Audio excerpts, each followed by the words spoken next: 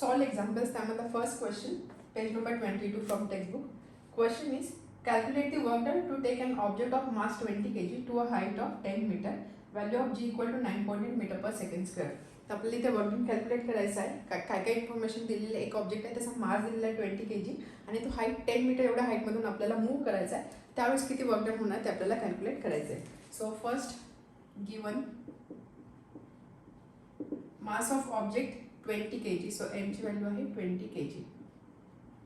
त्यानंतर ऑब्जेक्ट 2 आपल्याला काय करायचं आहे, हा जो ऑब्जेक्ट आहे तो आपल्याला एका हाईटमधून 10 मीटर एवढ्या हाईटमधून मूव्ह करायचा आहे. सो एवढी हाईट म्हणजेच काय, त्याला आपण डिस्प्लेसमेंट कन्सिडर करू शकतो. So that height is 10 meter आणि जी ची व्हॅल्यू दिलेली आहे g equal to 9.8 meter per second square. What to find, आपल्याला फाइंड करायचं आहे वर्क डन. वर्क डन किती ते आपल्याला फाइंड आउट करायचं आहे. सिंपल आहे, वर्क डन फाइंड करायचं आहे. सो वर्क डन आहे, वर्क डनचा फॉर्म्युला काय आपल्याला माहिती आहे की work done is equal to काय, so work is equal to force into displacement. याच्यामध्ये डिस्प्लेसमेंट आपल्याला माहिती आहे, हाईट जी आहे त्या हाईटमधून मूव्ह करायचं. So that is displacement. आता आपल्याला फाइंड करायचं आहे फोर्स. फोर्ससाठी अगेन आपल्याकडे एक फॉर्म्युला आहे according to Newton second law. Force is equal to mass into acceleration. Correct. Mass सुद्धा आपल्याला दिलेला आहे. What about acceleration. ॲक्सेलरेशन इथे काय असणार आहे, आपण काय करतोय, एक ऑब्जेक्ट आहे, हा ऑब्जेक्ट आपल्याला एका हाईटमधून मूव्ह करायचा आहे. 10 मीटर एवढ्या डिस्टन्स किंवा एवढ्या हाईटमधून मूव्ह करायचा आहे. ऑब्जेक्ट आपण वरती घेतोय, याचा अर्थ काय, यावरती काय ऍक्ट होणार आहे, यावर ऍक्ट होणार आहे ग्रॅव्हिटी. बरोबर, ग्रॅव्हिटेशनल ॲक्सेलरेशन ऍक्ट होणार. बट आपल्याला माहिती आहे की ग्रॅव्हिटी किंवा ग्रॅव्हिटेशनल फोर्स जो असतो तो नेहमी ऑब्जेक्टला आपल्याकडे खेचण्याचा प्रयत्न करतो. त्यामुळे तो फोर्स नेहमी आपण डाऊनवर्ड कन्सिडर करतो किंवा ग्रॅव्हिटी आपण डाऊनवर्ड कन्सिडर करतो. यामध्ये आपण ग्रॅव्हिटेशनल फोर्सच्या ऑपोजिट फोर्स अप्लाय करतोय. त्यामुळे ह्या केसमध्ये जे ॲक्सेलरेशन आहे, ॲक्सेलरेशनला आपण कन्सिडर करणार मायनस जी.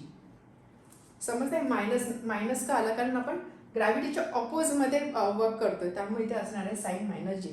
मायनस जीची पण व्हॅल्यू आपल्याला माहिती 9.8 मीटर पर सेकंड स्क्वेअर. फक्त ह्या व्हॅल्यू इथे पुट करायच्या, त्याच्यानं आपल्याला मिळणार आहे वर्क डन. क्लिअर आहे. तर सगळ्यात आधी work done is equal to force into displacement, that is equal to F into H. आणि एफची व्हॅल्यू आपण लिहू शकतो M into A into H. F is equal to M A by Newton second law. Newton's second law of motion. Here object is to be moved against gravity. त्यामुळे आपण असं लिहू शकतो, therefore acceleration is equal to minus g, that is equal to minus 9.8 meter per second square. ही झाली ॲक्सेलरेशनची value. Clear इथपर्यंत.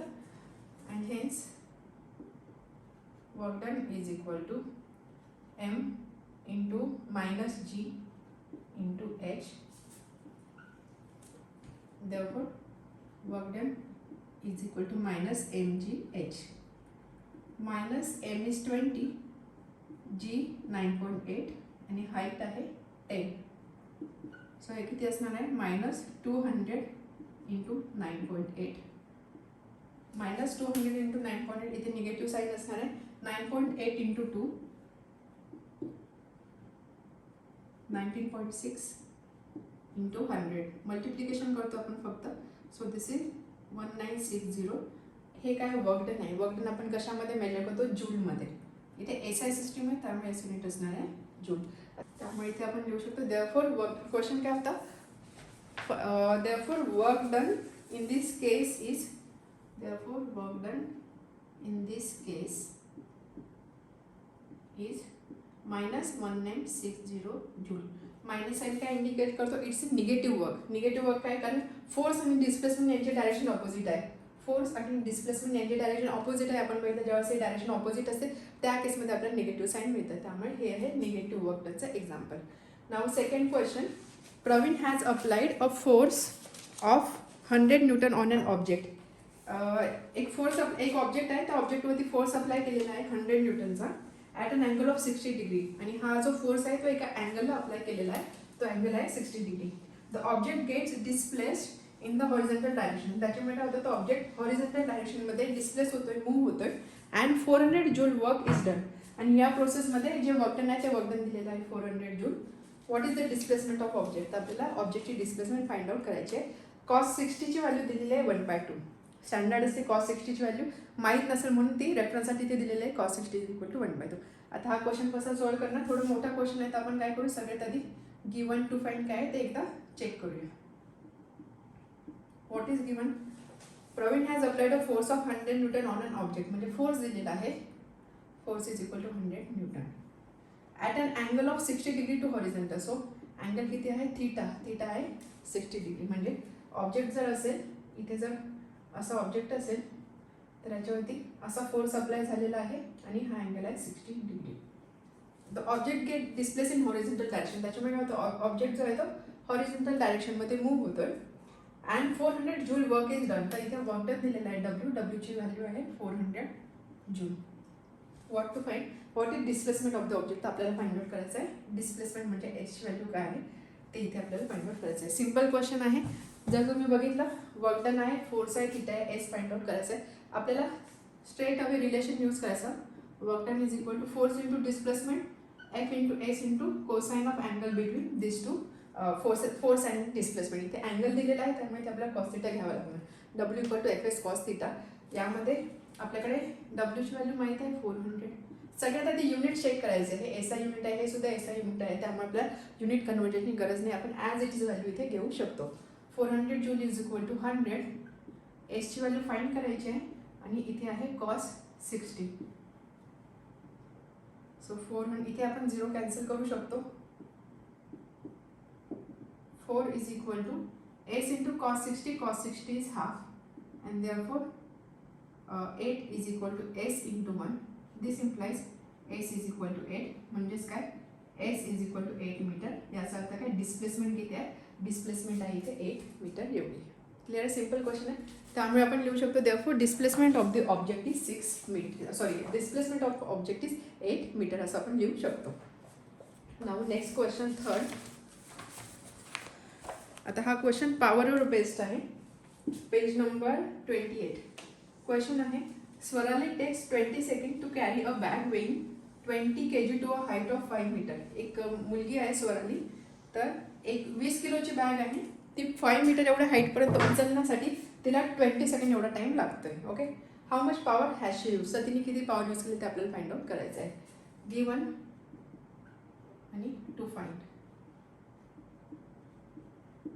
Swarali takes 20 second to carry a bag weighing 20 kg. बॅगचं मास दिलेला आहे 20 kg, करेक्ट. त्यानंतर हाईट, किती हाईटमधून ती बॅग उचलते, 5 metre. So H is equal to 5 metre. आणि त्यानंतर एचला आपण डिस्प्लेसमेंट बोलू शकतो, तो आपण असं लिहू शकतो, this implies S is equal to 5 metre.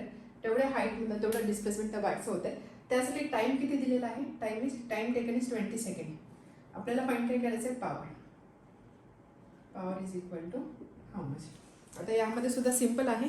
पॉवरचा जेव्हा केव्हा पॉवर येतो तर आपल्याला लगेच फॉर्म्युला लक्षात आला पाहिजे. पॉवर म्हणजे काय, पॉवर म्हणजे वर्क ज्या रेटनी होतं त्याला आपण बोलतो पॉवर. त्यामुळे power is equal to work upon time, correct. Power is equal to work upon time, किंवा असं लिहू शकतो P is equal to W/T. Work होण्याचा जो रेट असतो त्याला आपण बोलतो पॉवर. यामध्ये आपल्याला काय फाइंड करायची, पीची व्हॅल्यू फाइंड करायची, टीची व्हॅल्यू माहिती, डब्ल्यूची व्हॅल्यू आपल्याला फाइंड आउट करावी लागेल. Work done is equal to work is equal to force into displacement, correct. Work is equal to force into displacement. Force is equal to mass into acceleration, हे आपल्याला माहिती, Newton second law of motion. F is equal to M A, इथे आपण mention करूया second law of motion. आता इथे जर तुम्ही बघितलं, ऑब्जेक्ट जो आहे तो हाईटमधून वरती घेऊन गेला जातोय, त्यामुळे ते ॲक्सेलरेशन असणार आहे -g. Like last to last example, object जो आहे तो एका हाईटमधून वरती उचलला जातो. इथे फोर्स आणि डिस्प्लेसमेंट यांची डायरेक्शन ऑपोजिट आहे, किंवा आपण असं बोलू शकतो की अगेन्स्ट ग्रॅव्हिटी वर्क केला जाते. त्यामुळे इथे असणार आहे acceleration is equal to -g. त्यामुळे इथे आपण लिहिणार that is equal to -mg into S.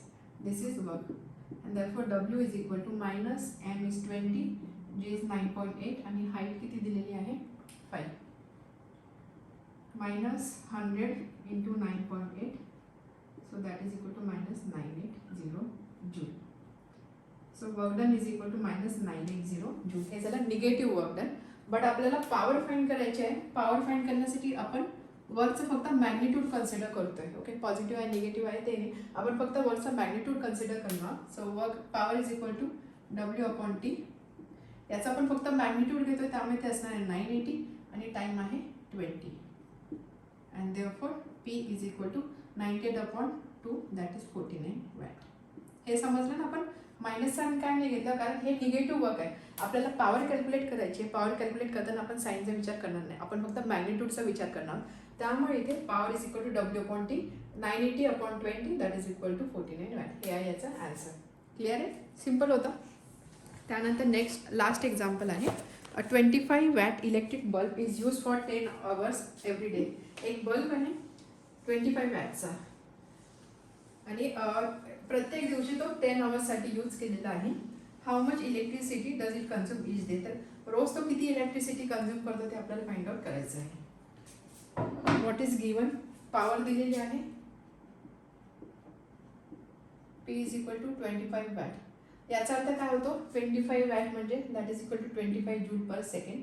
म्हणजे ह्या बल्बला वर्क करण्यासाठी एका सेकंदाला 25 जूल एवढी एनर्जी सप्लाय होणं गरजेचं आहे, किंवा एवढी एनर्जी तो कन्झ्युम करतो.